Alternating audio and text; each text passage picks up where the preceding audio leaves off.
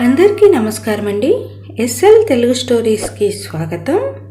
నేను చెప్పబోయే కథ ప్రేమ చెలగాటం ఎపిసోడ్ నెంబర్ 30. మరిన్ని కథల కోసం నా ఛానల్ని సబ్స్క్రైబ్ చేయండి. ఆన్యకు ఆఫీసులో పని ఒత్తిడి ఒకవైపు, వాళ్ళ అమ్మ మాటలకు ఇంకోవైపు తనలో తనకు చిరాకును పెంచాయి. వెంటనే ఆద్యకు ఫోన్ చేసి, ఆద్య, మీరు రేపు ఉదయం కాలేజీకి వెళ్ళి అక్కడ అన్ని డీటెయిల్స్ కనుక్కొని రండి. రేపు సాయంత్రం మనం మన ఊరు వెళ్ళిపోవాలి. మిమ్మల్ని చూడాలని అమ్మ బాగా గొడవ చేస్తుంది. వెంటనే భావనను తీసుకుని మీరు రేపు కాలేజీకి వెళ్ళడం ఆలస్యం చేయకండి అని అంది ఆన్య. అక్క, అప్పుడేనా? ఇంకో 2 రోజుల తర్వాత వెళ్తాము అని అంది ఆద్య. ఆ మాటలకు ఆన్య కోపం వచ్చి, నీకు ఒకసారి చెప్తే అర్థం కావడం లేదా? ముందు నేను చెప్పింది చెయ్యి అంటూ గట్టిగా అరిచింది ఆన్య. సరే, దానికే ఇంతలా అరిచి చెప్పాలా? రేపు ఉదయం ఇద్దరం కలిసి వెళ్తాము అని చెప్పి ఫోన్ కట్ చేసింది.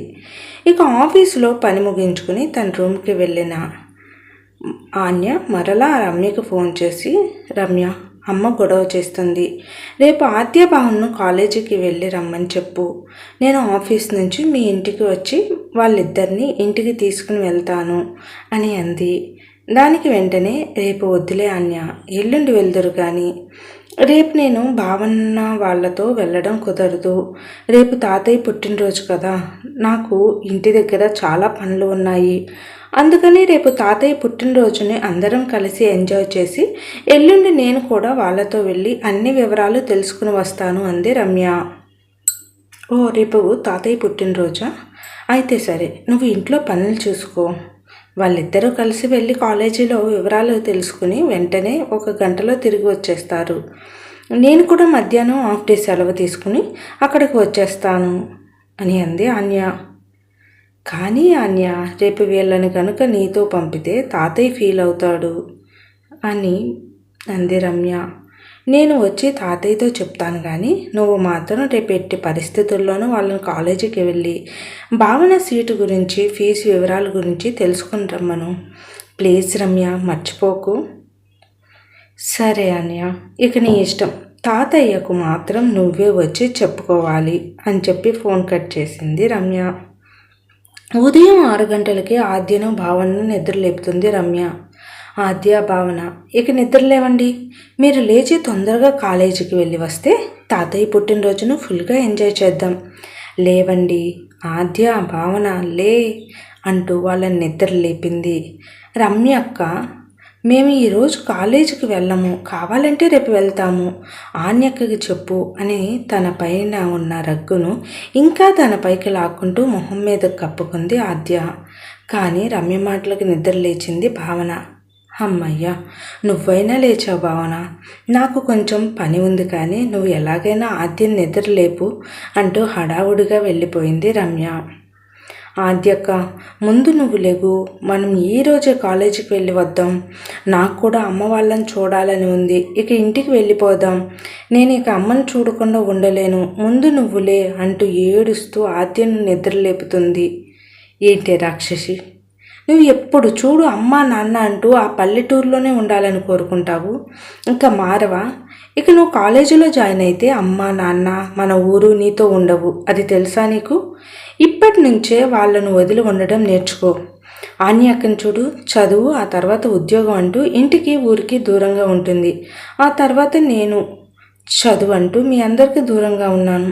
ఇలా ప్రేమ, మన వాళ్ళపై మనేదా అని పెట్టుకుని కూర్చుంటే ఎటూ వెళ్ళలేవు, ఏమీ చేయలేవు. ఒకవేళ నువ్వు ఇవి ఏమీ వద్దు అని అనుకుని ఇంట్లోనే కూర్చుని ఉన్నా ఎవరికో ఒకరికి ఇచ్చి పెళ్లి చేసి ఆ తర్వాత నీ భర్తకు నిన్ను అప్పగించి పంపించేస్తారు అంటూ భావన ఏడుపును చూడలేక అసహనంతో అంది ఆద్య.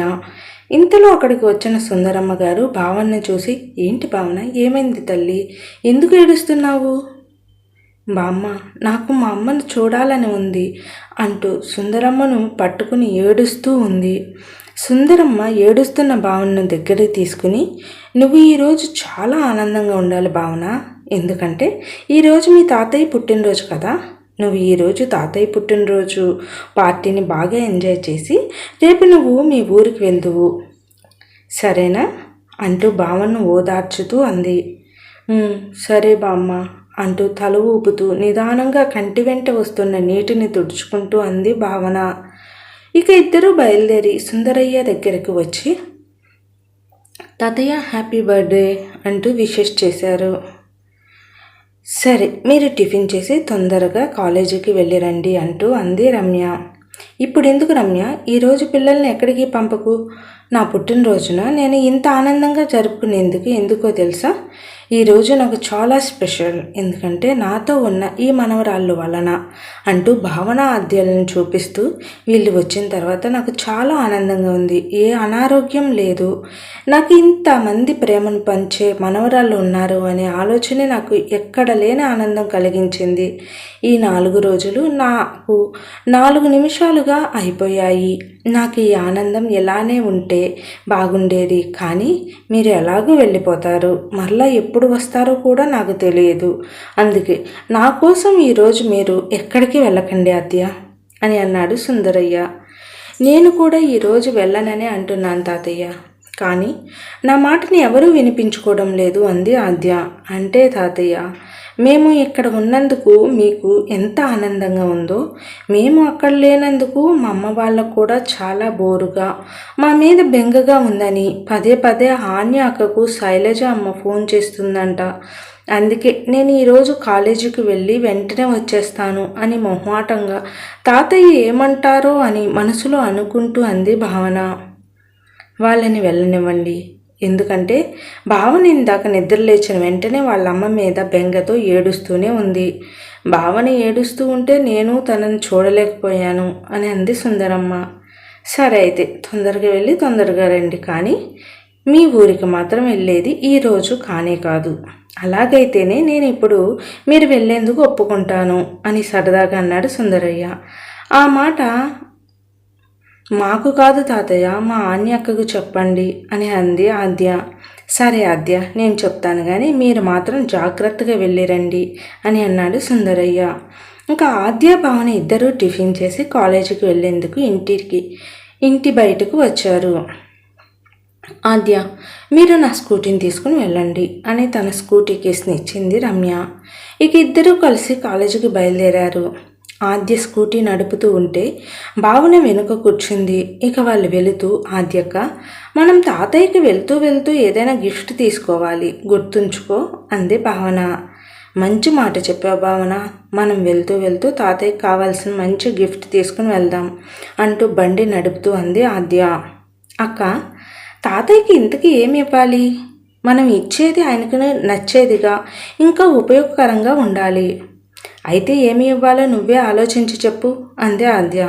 అక్క, నేను స్కూటీ నడుపుతూ ఉంటాను, తాతయ్యకి ఏం గిఫ్ట్ ఇవ్వాలో నువ్వే ఆలోచించు అంది భావన. వామ్ము, నీకు నేను ఇక్కడ ఈ ప్లేస్లో డ్రైవింగ్ చేయమని బండిని ఇవ్వలేను అని అంది ఆద్య. అక్క ప్లీజ్ ప్లీజ్ అంటూ చెవులో జోరీకిలాగా అడుగుతూనే ఉంది భావన.